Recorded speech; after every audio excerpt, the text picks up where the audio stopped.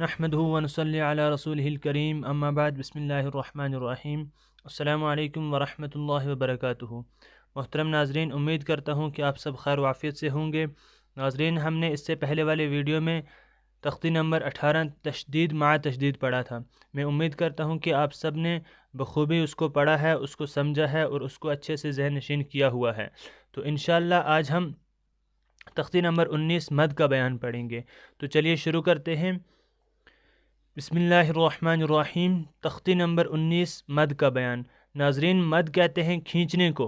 یہ جو آپ جاء کے اوپر جو الف، یہ اس کے بیچ میں جو الف ہے، اس کے اوپر جو آپ یہ شکل دیکھ رہے ہیں، یہ والی الف کے اوپر جو ہے، اس کو مد کہتے ہیں۔ یہ مد کی شکل ہے، یہ مد کا نشان ہے۔ جس کلمے جس حرف کے اوپر یہ ہو تو سمجھ جانا چاہیے کہ یہاں ہمیں مد کرنا ہے، یعنی ہمیں یہاں کھینچ کر پڑھنا ہے۔ تو چلیے ہم پہلے اس کا قاعدہ پڑھ لیتے ہیں۔ قاعدہ نمبر 1، حروف مدہ کے بعد حمزہ اسی کلمے میں ہو مد متصل، یعنی مد واجب بمعنی اہم ہوگا۔ تو ناظرین، ہم نے حروف مدہ پڑھے ہیں پیچھے، لیسن نمبر 8، لیسن نمبر 9 اور لیسن نمبر 10۔ ان تینوں میں ہم نے حروف مدہ کو پڑھا ہے کہ حروف مدہ کیا ہیں، ان کے کیا قاعدے ہیں، یہ کیسے ہوتے ہیں۔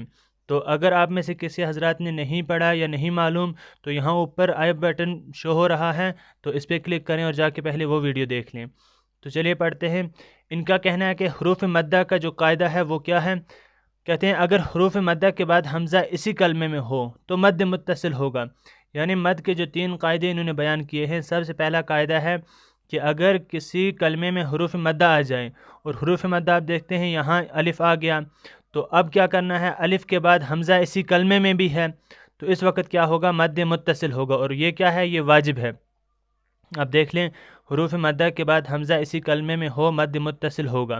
تو اب یہاں پہ یہ ایک کلمہ ہے جا، اب پورا ایک کلمہ ہے، اس میں الف ہے حروف مدہ، اس کے بعد حمزہ اسی کلمے میں آ گیا تو مد متصل ہوگا۔ اسی طرح آپ یہاں پہ بھی دیکھ لیں، سیعت، اب سی یا جو ہے یہ حروف مدہ ہے، اس کے بعد بھی حمزہ آ گیا تو اس پر بھی مد متصل ہوگا۔ اسی طرح واو جو ہے یہ حروف مدہ ہے، اس میں بھی واو کے بعد حمزہ آ گیا اور اسی کلمے میں ہے تو یہاں پر بھی مد متصل ہوگا۔ دوسرا قاعدہ ہے حروف مدہ کے بعد اگر حمزہ دوسرے کلمے میں ہو تو مد منفصل یعنی مد جائز ہوگا۔ حروف مدہ کے بعد حمزہ دوسرے کلمے میں ہو تو مد منفصل ہوگا۔ جیسے آپ یہاں پہ دیکھنے، فی ایک کلمہ ہے، امرنا دوسرا کلمہ ہے۔ اسی طرح لا ایک کلمہ ہے، الہ دوسرا کلمہ ہے، انا ایک کلمہ ہے، انزلنا دوسرا کلمہ ہے۔ تو اس لیے کہتے ہیں کہ فی جو ہے یہ اس میں یا آ گیا، اور یا کیا ہے؟ حروف مدہ ہے۔ اب یا کے بعد دوسرے کلمے کے شروع میں امرنا میں الف آ گیا، ٹھیک ہے، یعنی کہ حمزہ آ گیا، تو اس حمزہ کی وجہ سے یعنی کہ یہ حمزہ جو ہے یہ دوسرے کلمے میں آ گیا، اس لیے یہاں پر مد منفصل ہوگا۔ اسی طرح اب لا الہ میں بھی دیکھ لیں کہ لا جو ہے اس میں الف آ گیا جو حروف مدہ ہے، تو اس حروف مدہ کے بعد حمزہ جو ہے یہ دوسرے کلمے میں آ گیا۔ دوسرا کلمہ کیا ہے؟ الہ، تو الہ میں حمزہ آ گیا، اسی کے بعد ہی فوراً بعد آنا چاہیے، تو تب مد منفصل ہوگا۔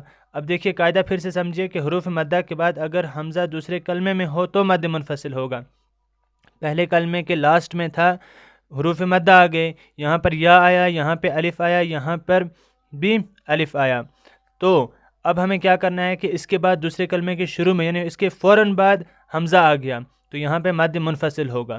اور تیسرا قاعدہ کیا ہے کہ حروف مدہ کے بعد والے حرف پر اگر جزم یا تشدید ہو تو مد لازم ہوگا۔ تو آپ دیکھ لیں کہ یہاں پر حروف مدہ کون سا ہے؟ الف ہے۔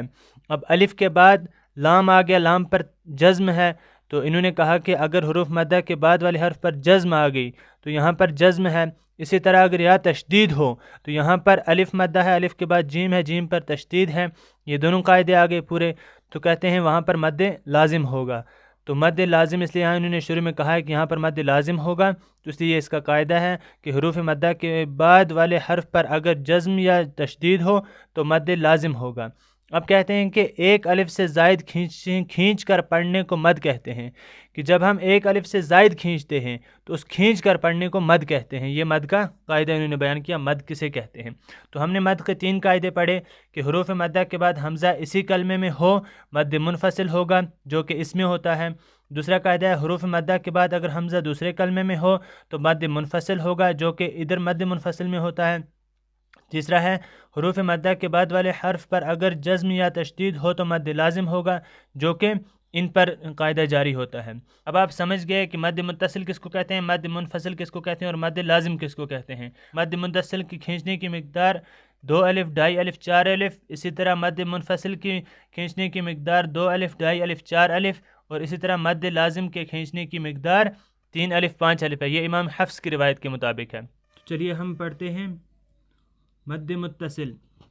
جیم الف زبر جا، اوپر مد جا، حمزہ زبر ا، جا، سین یا زر سی، اوپر مد سی، حمزہ تا زبر ات، سی ات، سین واو پیش سو، اوپر مد سو، حمزہ پیش او، سو او۔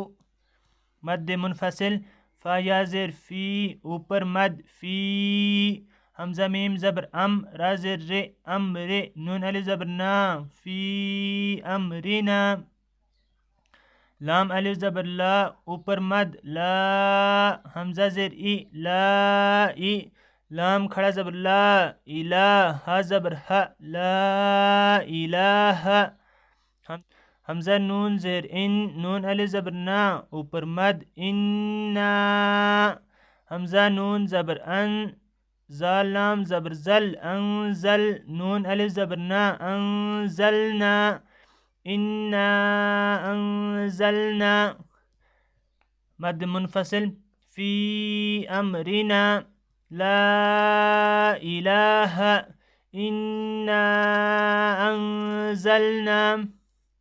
مد لازم حمزہ لام کھڑا زبر آل، اوپر مد آل، حمزہ کھڑا زبر آ، آل آ، نون زبر نا، آل آنا، حا الف زبر حا، اوپر مد حا، جیم پر تشدید حاج، جیم واو پیش جو، حاجو، کاف زبر کا، حاجو کا، واو صاد زبر وس، صاد فا کھڑا زبر صف، وصف، اوپر مد وصاف، فا کھڑا زبر فا، وصافا، تا زیر تی، وصافاتی، وصافاتی، آل آنا، حاجوک، وصافاتی، وصافاتی۔ تو ناظرین، آج ہم نے تختی نمبر 19 یعنی کہ لیسن نمبر 29 میں پڑھا مد کا بیان، اور ہم نے یہ جانا کہ مد کسے کہتے ہیں اور مد کہاں پر کیا جائے، مد متصل کیا ہوا، مد منفصل کیا ہوا اور مد لازم کیا ہوا، اور ان کے قاعدے کیسے جاری ہوتے ہیں اور ان کو ہم کیسے پڑھتے ہیں۔ تو ناظرین، آپ سے امید ہے کہ آپ ان تمام کو اچھے سے دیکھیں، اور اگر آپ یہ ویڈیو یوٹیوب پر دیکھ رہے ہیں تو چینل کو سبسکرائب کریں اور بیل آئیکن پر پریس کریں، اور اگر آپ یہ ویڈیو فیس بک پر دیکھ رہے ہیں تو آپ سے گزارش ہے کہ فیس بک پیج یوزفل اسلامک نالج کو بھی فالو کریں۔ تو ملتے ہیں اگلے ویڈیو میں، تب تک کے لیے اللہ حافظ۔